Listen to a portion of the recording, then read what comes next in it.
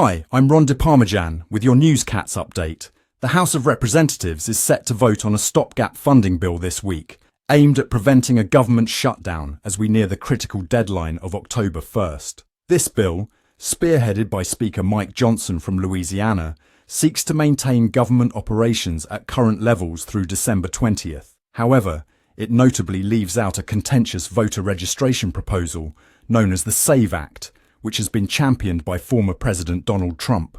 This move has sparked tensions within the Republican Party just as we approach the pivotal November elections. If this funding bill does not pass, it could result in furloughs for thousands of federal workers, a scenario that would create chaos ahead of an election cycle where public sentiment is crucial. Speaker Mike Johnson faces mounting pressure from Trump, who has expressed dissatisfaction with the absence of his voter registration measure. The SAVE Act would require proof of citizenship to register to vote, an issue that has become a lightning rod for debate within the GOP. Johnson's challenge is telling about the internal conflicts faced by the party as they try to keep their coalition intact. Senate Majority Leader Chuck Schumer reinforces the necessity of bipartisan support, stating, "Bipartisanship is the path forward." Schumer, alongside President Joe Biden, is rallying support for this funding bill, emphasizing the importance of cooperation to sustain public trust in the government. The urgency to avoid a government shutdown is palpable. As Schumer asserts, the key to finishing our work this week will be bipartisan cooperation in both chambers.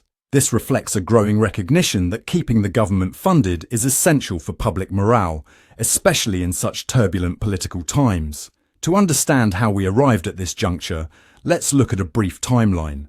On September 20th, discussions began regarding various funding proposals, initially including the controversial SAVE Act. By September 21st, concerns from moderate Republicans and Democrats led to the sinkage of an initial proposal that contained the SAVE Act.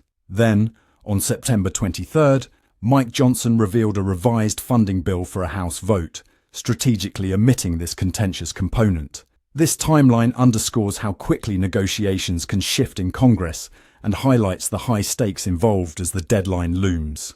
Let's examine the key figures involved in this unfolding drama. Mike Johnson, elected as Speaker of the House earlier in 2023, is attempting to unite the Republican Party while aligning with conservative values. His leadership in drafting this funding bill showcases his adeptness at navigating party disputes. Johnson stated, "Shutting down the government so close to the election would be political malpractice." This remark indicates his acute awareness of the implications that a shutdown could have on his party's prospects in the forthcoming elections. Donald Trump, despite no longer being president, wields significant influence over the Republican base. His insistence on including the SAVE Act reveals ongoing ideological disputes within the party. This push for stricter voter registration underscores a faction of the GOP that is committed to what they view as electoral integrity. Yet, Trump's discontent with the funding bill highlights a division between more moderate Republicans and far-right members, complicating the party's strategies as they gear up for the elections. President Joe Biden, in tandem with Schumer, represents the administration's vested interest in maintaining federal operations. Backing this funding bill is a calculated move to prevent any disruptions that could lead to public disapproval of the government's performance. Statements from Biden about the importance of smooth operations signal the administration's deep concern over potential fallout from a government shutdown. After all, public sentiment swings quickly when citizens feel their government is not functioning effectively. The exclusion of Trump's SAVE Act has led to mixed reactions within the Republican Party. Some allies of Trump perceive this exclusion as betraying their core principles related to voter integrity.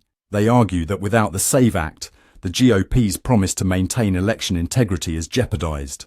Meanwhile, moderate Republicans advocate for prioritizing responsible governance over partisan conflicts. They assert that integrity can still be preserved without resorting to highly divisive policies, showcasing the ongoing struggle within the party to define its future direction. Looking back, previous government shutdowns have had significant repercussions that swayed public opinion against the party deemed responsible. The implications of these funding decisions not only affect daily federal operations, but also hold substantial weight as the 2024 elections approach. Scholars and political analysts alike have documented how government shutdowns often lead to public disillusionment with elected officials, amplifying the urgency for Congress to navigate these funding challenges carefully. The impending vote on this funding bill encapsulates the intricate pressures at play within the US government's current landscape. It highlights the clear ideological rifts within the Republican Party, accentuating the necessity for cooperation to sustain operational stability. As the vote draws nearer, the implications of these decisions will likely influence how voters perceive party politics leading to the elections. With a complex web of motivations behind these legislative maneuvers, the results of this critical vote will not only impact governmental functionality, but also shape the political strategies of those involved as we look ahead. As this saga unfolds, I encourage you to share your thoughts in the comments below and think about subscribing for updates on this important story. The politics surrounding this funding bill are a reflection of wider themes in our society, and your perspectives make this conversation even more engaging.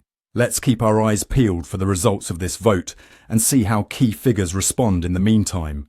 We'll return shortly with more updates. I'm Ron DeParmesan, and this has been another Newscat special report. Meow.